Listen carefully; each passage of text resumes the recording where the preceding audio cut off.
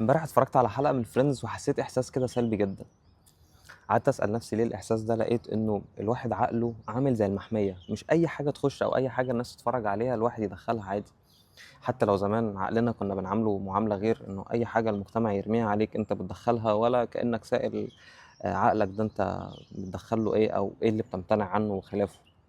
ولكن أول ما بتاخد خطوات تجاه الوعي بتلاقي نفسك كده ان انت بقيت شايل مسؤولية وعيك بكل الافعال اللي انت بتعملها يوميا، وما عادش في حاجة بتحصل بالاوتو بايلوت كده او بشكل عشوائي زي الاول. وزي بالظبط ما بتمتنع عن المقليات تديها مشاوي علشان صحة جسمك وشكله، نفس الكلام مع عقلك. بتمنع السف والتفاهة وانك تخش كل يوم تتفرج على مين يتجوز مين ومشاهد الحصرية اللي عمرها ما بتتمسح، لان انت اكيد اتخلقت لحاجة اكبر من كده، ما اتخلقتش عشان تتابع الحاجات دي.